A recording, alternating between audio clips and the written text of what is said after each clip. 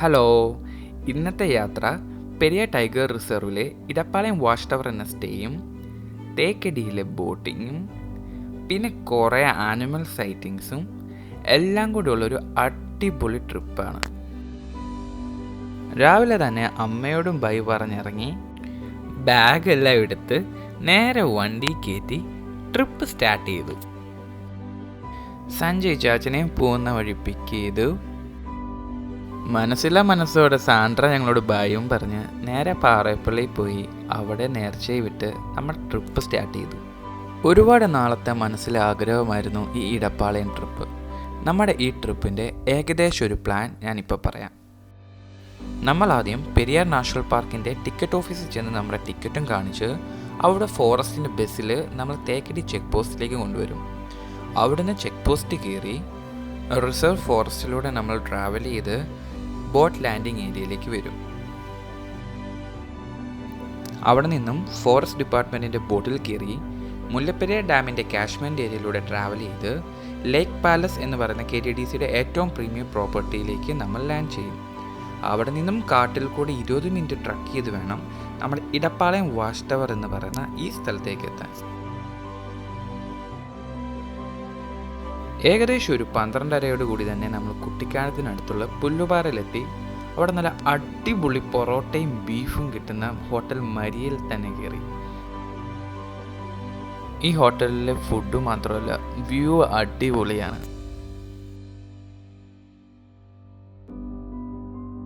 നല്ല നാടൻ സ്റ്റൈലിൽ വരട്ടിയെടുത്ത ബീഫ് ഫ്രൈയും ബീഫ് കറിയും പൊറോട്ടയും എല്ലാം കൂടെ കൂട്ടി ഒരു പിടി അങ്ങ് പിടിച്ചു. ഈ കുട്ടിക്കാനം എന്ന് പറയുന്ന സ്ഥലം കോട്ടയം പത്തനംതിട്ട ജില്ലക്കാർക്ക് ഇടുക്കിയിലേക്കുള്ളൊരു കവാടമാണ്. ഈ കുട്ടിക്കാനം ജംഗ്ഷനിൽ നിന്നും ലെഫ്റ്റ് പോയാൽ നമുക്ക് കട്ടപ്പന, മൂന്നാർ അങ്ങനെ ഒരു ഏരിയയിലേക്കും പോകാം. റൈറ്റ് പോയി കഴിഞ്ഞാൽ കുമളി, തമിഴ്നാട് അങ്ങനെ ഒരു ഏരിയയിലേക്കാണ് നമ്മൾ പോകുന്നത്. ഇതാണ് കുട്ടിക്കാനം ജംഗ്ഷൻ. നമുക്ക് തേക്കടിയിലേക്കാണ് പോകുന്നത് കൊണ്ട് നമുക്ക് റൈറ്റ് എടുത്ത് നേരെ കുമളി സൈഡിലോട്ട് പോയി. ഇതാണ് ഇന്നത്തെ ട്രക്കിങ്ങിൽ നമുക്ക് ഗൈഡായിട്ട് വരുന്ന 2 ചേട്ടന്മാരിൽ ഒരു ചേട്ടൻ. ഈ ചേട്ടൻ്റെ പേര് രാജീവ്. പെരിയ ടൈഗർ റിസർവിൻ്റെ ബോട്ട് ബുക്കിങ്ങിനടുത്തുള്ള ഒരു റിസപ്ഷൻ സെൻറ്ററിലോട്ട് നമ്മളെ ആ ചേട്ടൻ കൊണ്ടുപോയി. അവിടെ നമ്മുടെ ഡീറ്റെയിൽസ് എഴുതി കൊടുത്തു. ഗൈഡ് 2 പേർക്ക് 1 ലിറ്റർ വെള്ളം തന്നു. ഈ ഇടപ്പാളയം എന്ന് പറയുന്ന സ്ഥലത്തേക്കാണ് നമ്മൾ ഇനിയും പോകുന്നത്. ഈ റിസപ്ഷൻ ഏരിയയുടെ കോമ്പൗണ്ട് തന്നെ കാണാൻ എന്തൊരു ഭംഗിയാണെന്ന് നോക്കിയേ.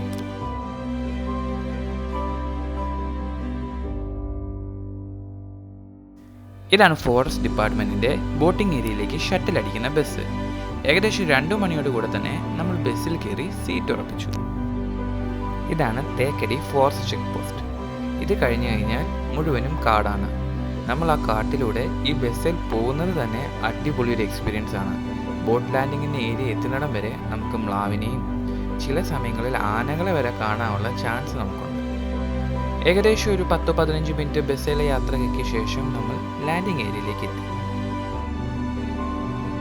നമ്മൾ ബോട്ടിംഗ് അല്ല ട്രക്കിംഗ് പ്രോഗ്രാമാണ് ചൂസ് ചെയ്തത് കൊണ്ട് തന്നെ നമുക്ക് ബോട്ടിങ്ങിൻ്റെ ക്യൂവിനൊന്നും നിൽക്കേണ്ട കാര്യമില്ല. വേറെ വഴിയിലൂടെ ബോട്ടിംഗ് ലാൻഡിങ് ഏരിയയിലേക്ക് നമുക്ക് കടക്കാൻ പറ്റും. ലാൻഡിങ് ഏരിയയിൽ ചെന്നപ്പോൾ തന്നെ ഓപ്പോസിറ്റുള്ള പുൽമേട്ടിൽ കാട്ടുകളെയും മ്ലാവുകളെയും കാട്ടുപന്നികളെയും എല്ലാം നമുക്ക് കാണാൻ പറ്റും.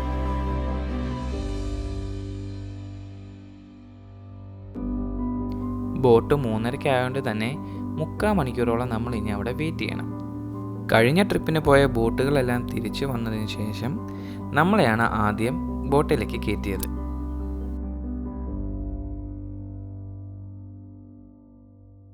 (2009) തേക്കടി ബോട്ട് അപകടത്തിന് ശേഷം എല്ലാ യാത്രക്കാരെയും എല്ലാ സേഫ്റ്റി പ്രിക്കോഷൻസും ചെക്ക് ചെയ്തിട്ടേ ബോട്ടിലേക്ക് പ്രവേശിപ്പിക്കുന്നുള്ളൂ. ആദ്യം കയറിയോണ്ട് തന്നെ നമുക്ക് അപ്പർ ഡെക്കിൽ തന്നെ ഒരു സീറ്റും കിട്ടി. ഈ കാണുന്നത് വേറൊരു ട്രക്കിംഗ് പ്രോഗ്രാം എടുത്ത ടൂറിസ്റ്റുകളെയാണ്. പെരിയ ടൈഗർ റിസർവ് .org എന്ന് പറയുന്ന സൈറ്റിൽ കയറി കഴിഞ്ഞാൽ നമുക്ക് ഈ പ്രോഗ്രാംസൊക്കെ ബുക്ക് ചെയ്യാവുന്നതാണ്. ഇടപ്പാളയം വാച്ച് ടവർ പോലുള്ള പ്രോഗ്രാംസ് നേരത്തെ തന്നെ ബുക്ക് ചെയ്തിടുന്നതാണ് നല്ലത്. ട്രക്കിംഗ് ഇഷ്ടപ്പെടുന്നവർക്ക് ഒരുപാട് തരത്തിലുള്ള പ്രോഗ്രാംസ് ഇവിടെ അവൈലബിൾ ആണ്. 1 ഡേ ട്രക്കും 2 ഡേ ട്രക്ക് വിത്ത് സ്റ്റേ പ്രോഗ്രാം, അങ്ങനെ ഡിഫറെൻറ്റ് ടൈപ്പ് ഓഫ് പ്രോഗ്രാംസ് നമുക്ക് ചൂസ് ചെയ്യാവുന്നതാണ്.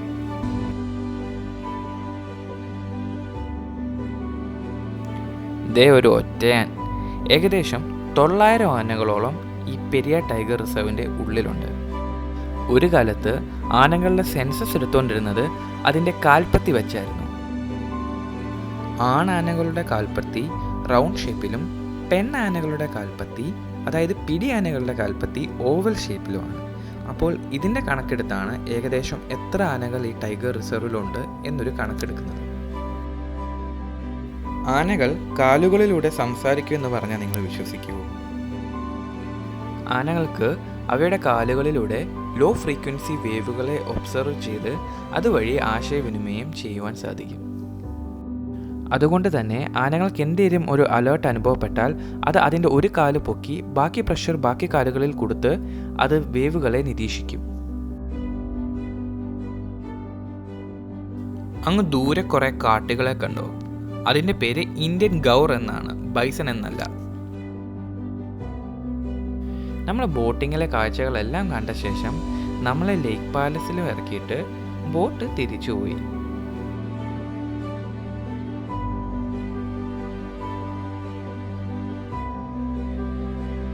പണ്ട് ഈ കാണുന്ന ലേക്ക് പാലസ് തിരുവിതാംകൂർ രാജാക്കന്മാരുടെ വേനൽക്കാല വസതിയായിരുന്നു. രാജാക്കന്മാർ വേട്ടയ്ക്കും മറ്റു വന നിരീക്ഷണത്തിനുമായിട്ടാണ് ഇത് ഉപയോഗിച്ചിരുന്നത്. പിന്നീട് ഇത് KTDC ഏറ്റെടുക്കുകയും ഇപ്പോൾ ലേക്ക് പാലസ് എന്ന് പറയുന്ന ഒരു പ്രീമിയം പ്രോപ്പർട്ടി ആയിട്ട് ഇവിടെ നിലകൊള്ളുകയും ചെയ്യുന്നു. ഏകദേശം 19,000 രൂപ തൊട്ട് 29,000 രൂപ വരെയാണ് ഇവിടെ ഒരു നൈറ്റിന് സ്റ്റേ. അത് സീസൺ അനുസരിച്ച് മാറിക്കൊണ്ടിരിക്കും. റിസോർട്ടിന് മുമ്പിൽ കാടായതുകൊണ്ട് തന്നെ ആനിമൽ സൈറ്റിങ്സ് റൂമിന് തന്നെ കിട്ടും. അതാണ് ഈ റിസോർട്ടിൻ്റെ പ്രത്യേകത.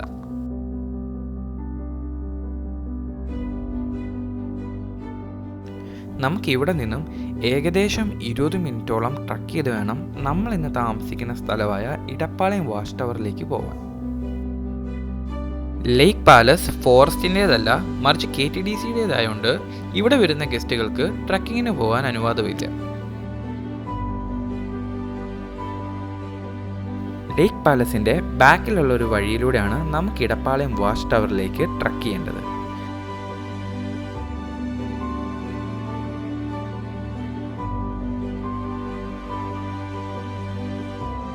ആന റിസോർട്ടിൻ്റെ കോമ്പൗണ്ടിലേക്ക് വരാതിരിക്കാൻ വേണ്ടിയാണ് ഈ ട്രെഞ്ചും ഇലക്ട്രിക് ഫെൻസിങ്ങും എല്ലാം ഇവിടെ വെച്ചിരിക്കുന്നത്.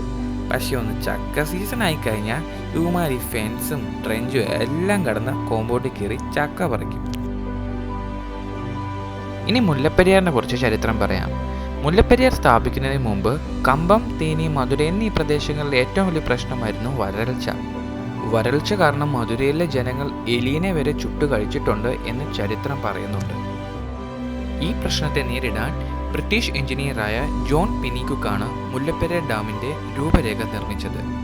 പെനിക്യുക്കിൻ്റെ ഒരു സ്വപ്ന പദ്ധതിയായിരുന്നു മുല്ലപ്പെരിയാർ ഡാം. അതുകൊണ്ട് തന്നെ അവസാന കാലഘട്ടങ്ങളിൽ അദ്ദേഹത്തിൻ്റെ കയ്യിൽ നിന്ന് തന്നെ പണം ചിലവഴിച്ചാണ് ഡാം നിർമ്മിച്ചത് എന്നും പറയപ്പെടുന്നു. നമ്മൾ ഈ കാണുന്ന വഴിയിലൂടെയാണ് മുല്ലപ്പെരിയാറിൻ്റെ നിർമ്മാണ സമയത്ത് കാളവണ്ടിയിൽ നിർമ്മാണത്തിനാവശ്യമായ സാധനങ്ങൾ കൊണ്ടുപോയിക്കൊണ്ടിരുന്നത്. ഇന്നും കമ്പം, തേനിയൊക്കെ പോയാലും വെള്ളം നൽകി അവർ നാടിനെ പുനർജീവിപ്പിച്ച ബ്രിട്ടീഷുകാരനായ പെനിക്യുക്കിൻ്റെ ക്ഷേത്രങ്ങൾ നമുക്കവിടെ കാണാൻ കഴിയും. നമ്മളങ്ങനെ നടന്ന് ഇടപ്പാളയം എന്ന് പറയുന്ന സ്ഥലത്തെത്തി. ഇടപ്പാളയം എന്ന പേര് പറയുന്നത് പോലെ ഇട എന്ന് പറഞ്ഞാൽ നടുക്ക്, പാളയം എന്ന് പറഞ്ഞാൽ ക്യാമ്പ്. മുല്ലപ്പെരിയാറിൻ്റെ അടുത്തേക്ക് പോകുമ്പോൾ ഇടയ്ക്കുണ്ടായിരുന്ന ക്യാമ്പാണ് ഈ ഇടപ്പാളയം എന്ന് പറയുന്ന സ്ഥലം.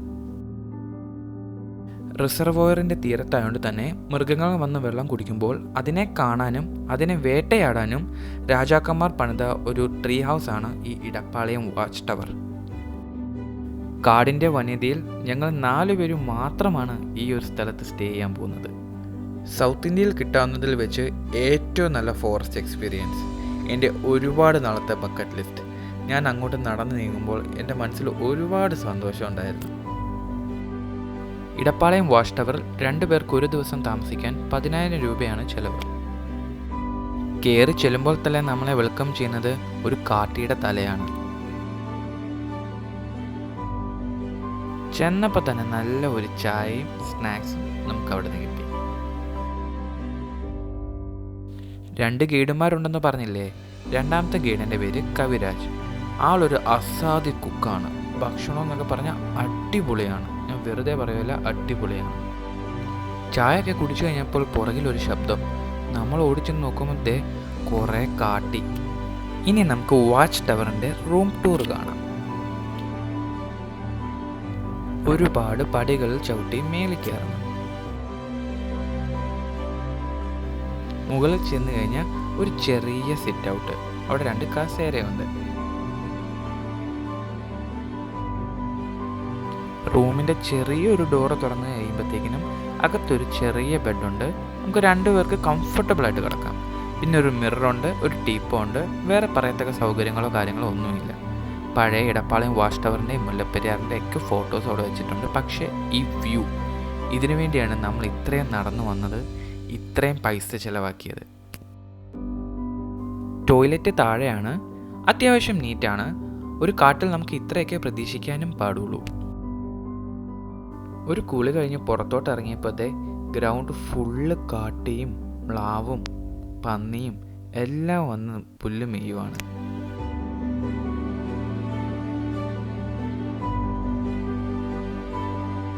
നേരത്തെ കണ്ട കാട്ടിയുടെ കൂട്ടം മുമ്പോട്ട് വന്നു.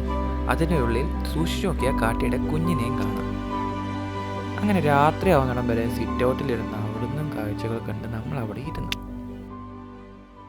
രാത്രിയായപ്പോൾ രാജീവേട്ടൻ വിളിച്ചിട്ട് പറഞ്ഞു, ദേ ഒരു അതിഥി വന്നിട്ടുണ്ടെന്ന്. നോക്കുമ്പോൾ ദേ ഒരു മുള്ളൻപന്നി, നല്ല സൈസുള്ള ഒരു മുള്ളൻപന്നി.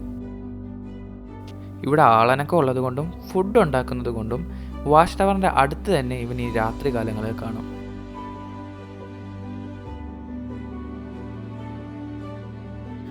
ഓരോ അനക്കങ്ങൾ കേൾക്കുമ്പോഴും നമ്മൾ ടോർച്ച് അടിച്ച് നോക്കും, ഇനി വല്ല കടുവയാണെങ്കിലോ. രാത്രി വരെയും ടോർച്ച് അടിച്ചിട്ടും നമുക്ക് ഒന്നും കാണാൻ പറ്റിയില്ല. ആ സങ്കടത്തിൽ ഇങ്ങനെ ഇരിക്കുമ്പോഴാണ്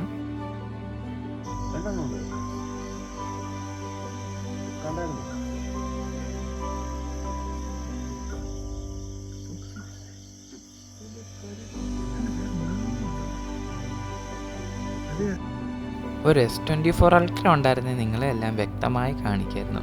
നിർഭാഗ്യവശാൽ അത് എൻ്റെ കയ്യിൽ ഇല്ലാതായിപ്പോയി. എന്തായാലും കരടിയെ കണ്ടുകൊണ്ട്, അതും 2 എണ്ണത്തെ കണ്ടുകൊണ്ട് ഞങ്ങളെല്ലാവരും ഭയങ്കര ഹാപ്പിയായിരുന്നു. നല്ല ചൂട് ചപ്പാത്തിയും ചിക്കൻ കറിയും സാലഡും കഴിച്ച് നമ്മൾ അന്ന് ഉറങ്ങി. ഇനി നെക്സ്റ്റ് പാർട്ട് നമുക്ക് കാണാം. നിങ്ങൾക്ക് വീഡിയോ ഇഷ്ടമായെങ്കിൽ ഉറപ്പായും സബ്സ്ക്രൈബ് ചെയ്യുക. എൻ്റെ ഇൻസ്റ്റാഗ്രാം പേജ് ഫോളോ ചെയ്യുക കേട്ടോ. Bye bye.